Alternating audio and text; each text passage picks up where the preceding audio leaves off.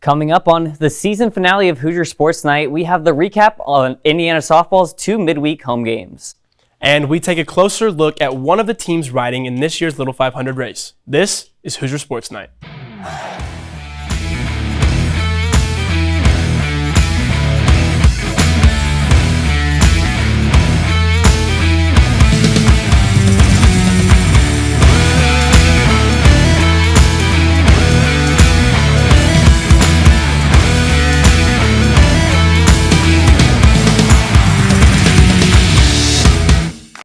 Hello and welcome to the season 23 finale of Hoosier Sports Nite. I'm Sean Neath.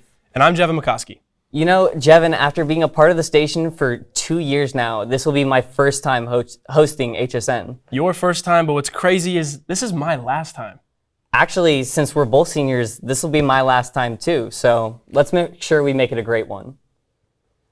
To start off, the Indiana softball team hosted number 22 Notre Dame at Andy Moore Field on Tuesday. The matchup marked the first meeting between the two teams since 2004. Our Emma Watson has the recap. The Indiana softball team hosted number 22 ranked Notre Dame Tuesday night in a game that reignited the Crossroad rivalry. Notre Dame took an early 2-0 lead, but the Hoosiers battled back to score 3 runs in the second thanks to an RBI single from Cora Bassett.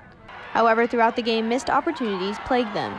After Notre Dame regained the lead, fifth-year senior Grayson Radcliffe forced extra innings with an RBI double, but with the winning run 90 feet away, the Hoosiers were unable to capitalize. They fell to Notre Dame 8-5 through 8 innings. We had a chance to put the game away a couple times, and we didn't. And when you allow a top program like that, who has a tradition of winning, to stay in the game and get back in the game and tie it up, they did exactly what they did. They took advantage. Once we started being able to do that early in the year, we started believing the fact that we're never done until we're done. And we've had some great comebacks. We've had some great late inning wins, and this is one of them. Like we don't stop until it's over. And my mindset was this is our state, you know. And I think we had high morale. It was high energy. I think we were ready for it. We were in attack mode, and you know, those are kind of games that gut punch you, and some stuff didn't go our way, but you know, that's what we learned from. That's what we move forward with. We're first up, and we go get them tomorrow. You know, there's positive thoughts, there's negative thoughts, and in between is just inner peace, and that's where I want them to live. Like, you can't change it, and that's all you got to say is can't change it, and you keep moving forward. One positive takeaway was the performance of freshman pitcher Heather Johnson. Johnson went 8 innings and tallied 3 strikeouts against Notre Dame's veteran offense. Despite her youth, Johnson shows true experience in the circle. And there was not 1 second in my mind that I felt like unease or when do we have to make a change. I mean, she was rolling, and you know, I don't know if you can appreciate it. Those are some heck of a hitters and some veteran hitters that they have in their lineup. I was just super impressed. She was a playmaker today. I think there's just a belief in every single person that no matter who's on the mound and no matter what the situation is, that when they step in the box that they can get something done. And I've never been on a team that has had that, and I'm confident in every single person, whether they're coming off the bench, whether they're in the starting lineup, that they're going to step out there and do something great. So, you know, I think the chips are with us. I don't think they're against us, you know, even though we're playing some great competition. I think the chips are with us to have a great mindset and come out and be grateful to represent the Indiana script. Indiana will be back at Andy Moore Field on Wednesday for another midweek matchup against Louisiana Lafayette at 2 p.m. For IUS TV Sports, I'm Emma Watson. It was a quick turnaround for the softball team as they welcomed Louisiana Lafayette yesterday for another midweek matchup. However, the Hoosiers were unable to come away with the victory, falling 11-2 to the Raging Cajuns. They'll be at home again this weekend to host number 6 Northwestern.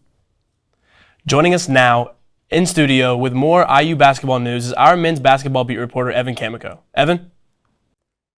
Thanks, Jevin. Back again with more Indiana men's basketball news as the Hoosiers get a huge boost from both the recruiting ranks as well as a vital piece returning to Bloomington. Let's start with that vital piece, a glue guy, as many say, but to me, the heart and soul of the Indiana basketball team. Race Thompson announced on April 15th via social media that he will return to Bloomington and play for Mike Woodson one more time. Thompson was an All Big Ten honorable mention last season, averaging 11.1 points and finishing 10th in the league in rebounding with 7.5 boards per game.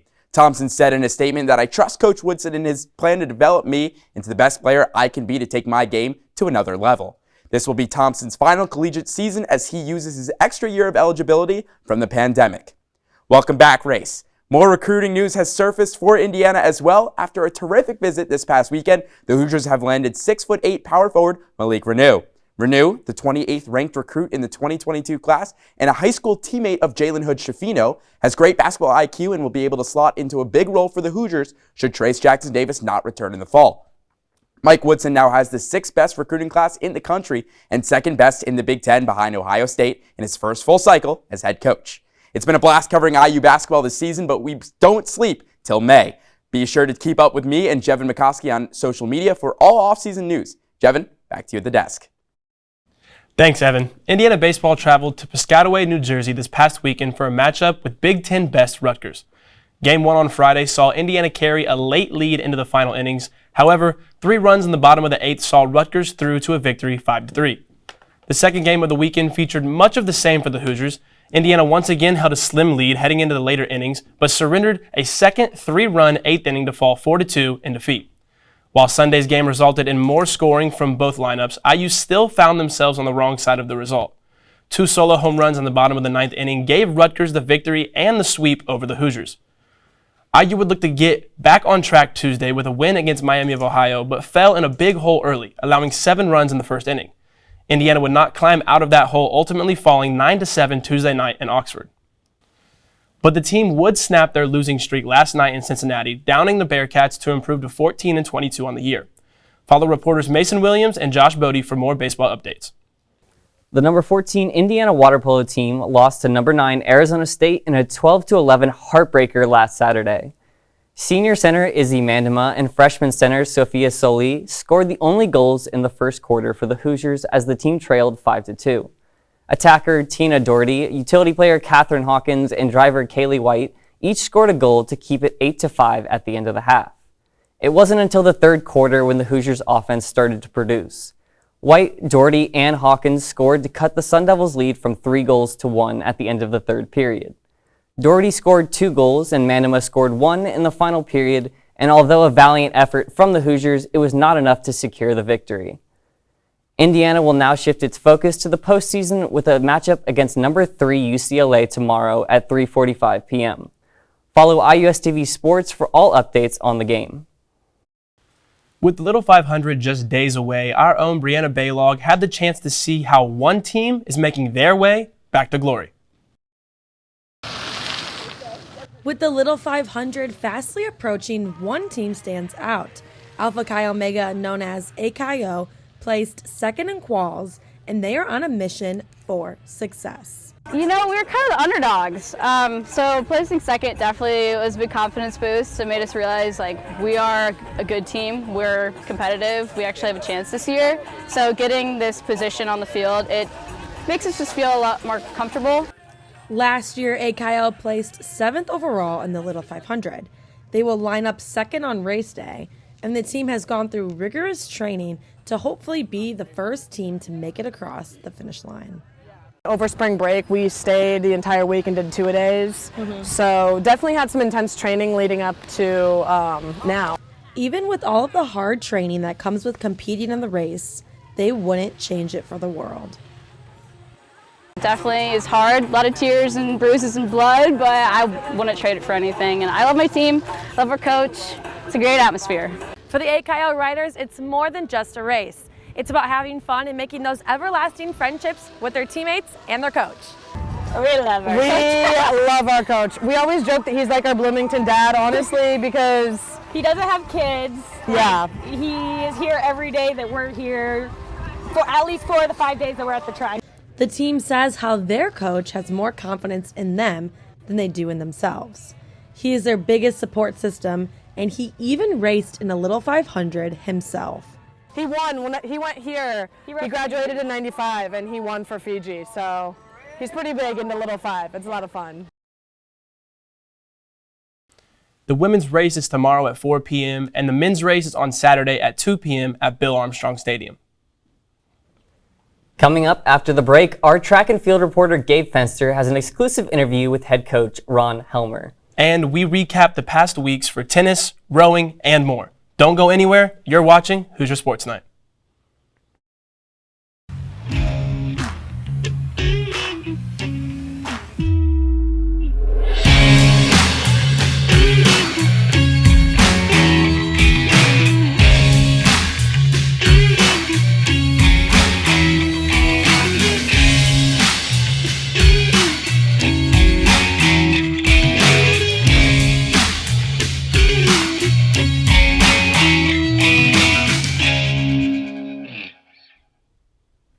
Welcome back to Hoosier Sports Night.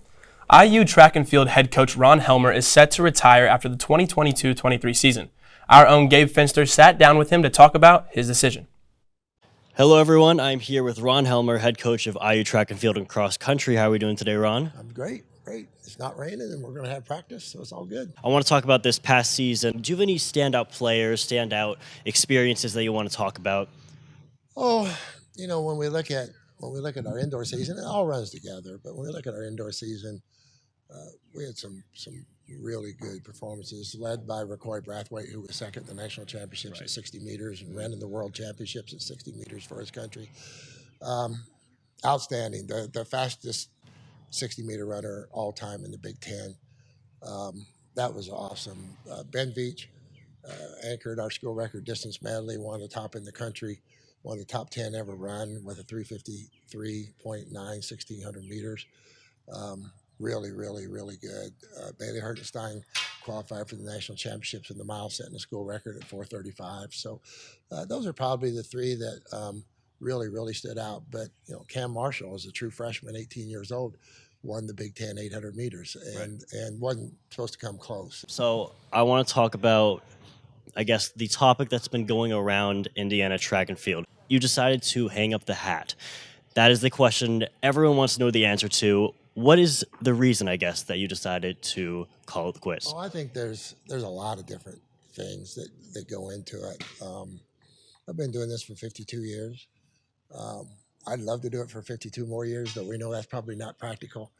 And what I came to terms with was, in order to transition forward, having someone at my age with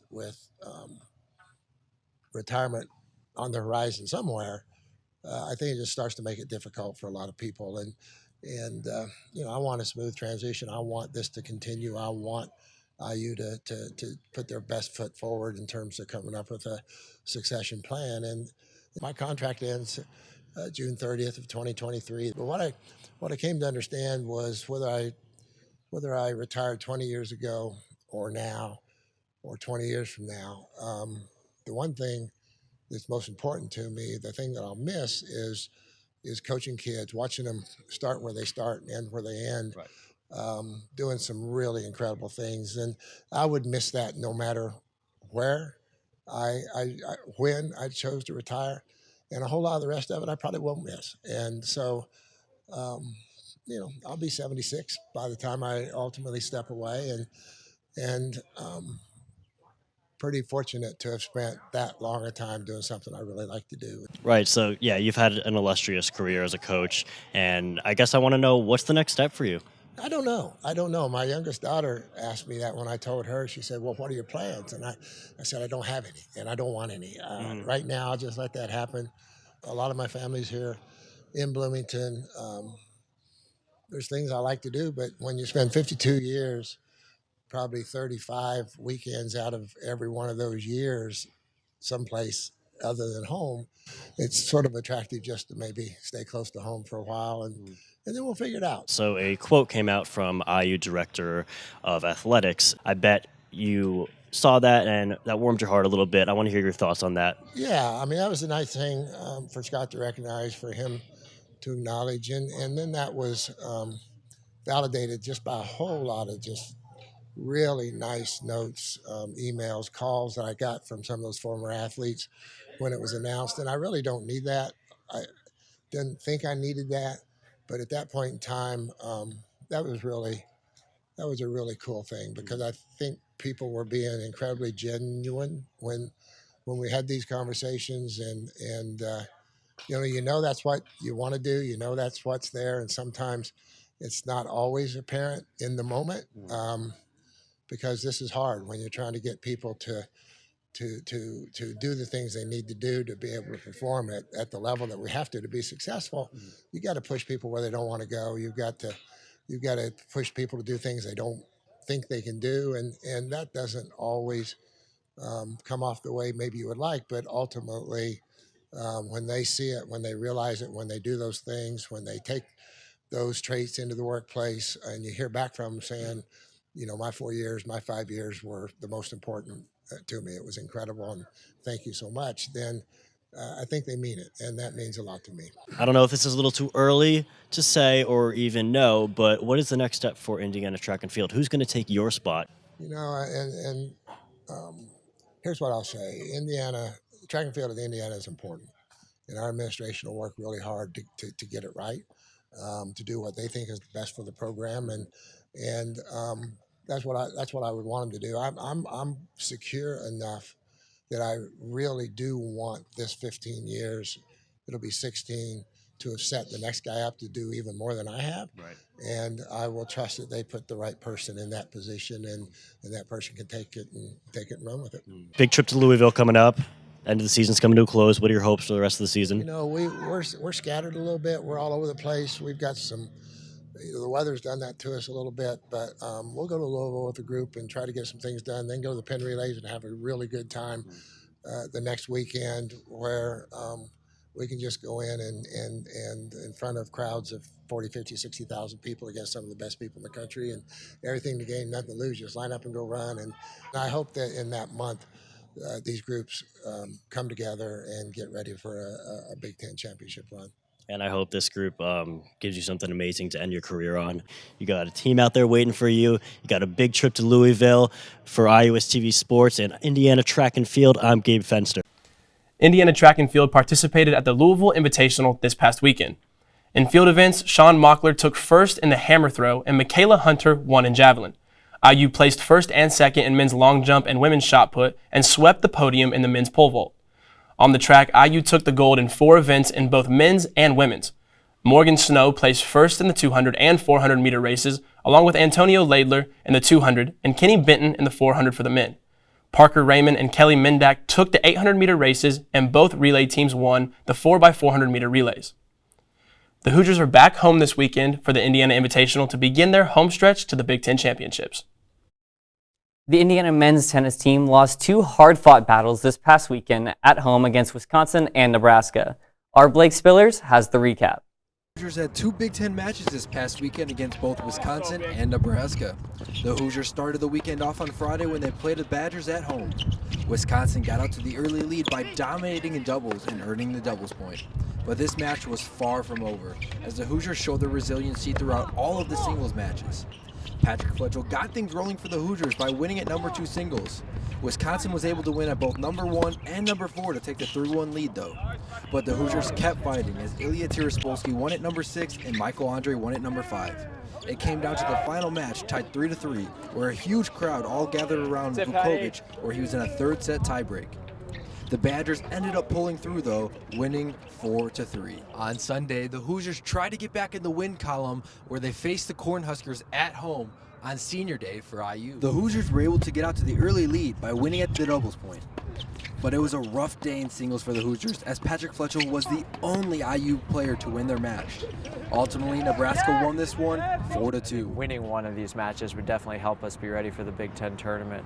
I think we've done a good job of getting to 3, but to win these matches you got to get to 4. So the Hoosiers end their regular season next weekend, where they travel to take on Illinois and Northwestern.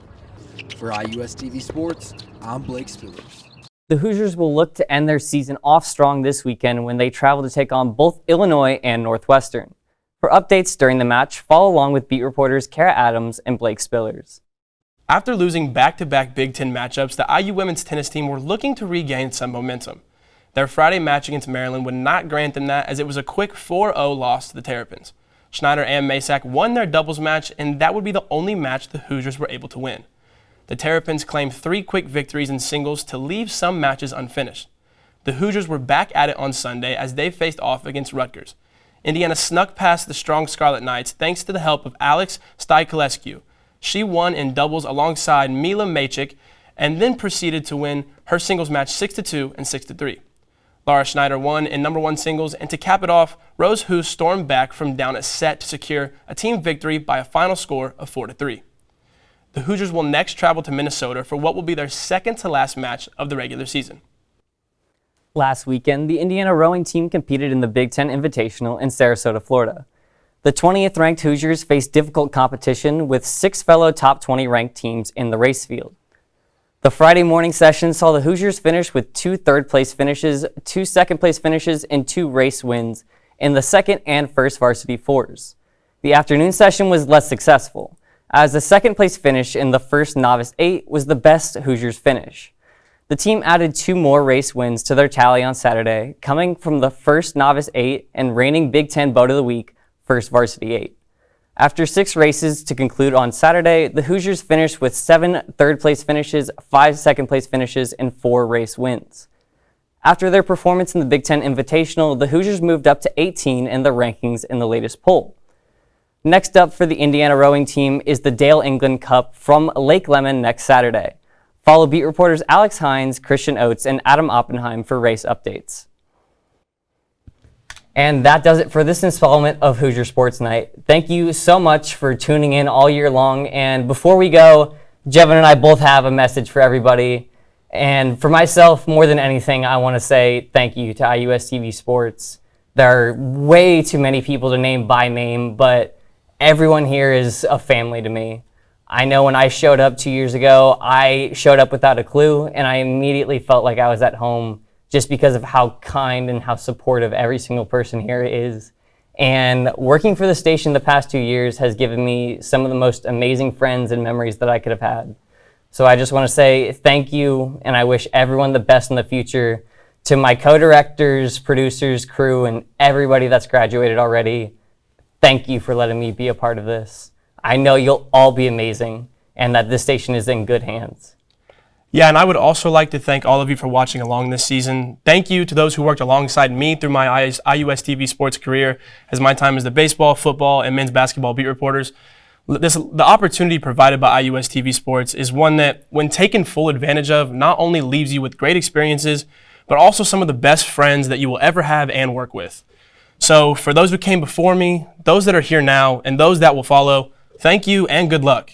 And of course, don't forget to follow us on Instagram and Twitter at IUS TV Sports. For our production crew behind us, one last time, I'm Jevin McCoskey. And I'm Sean Neef. See you next season.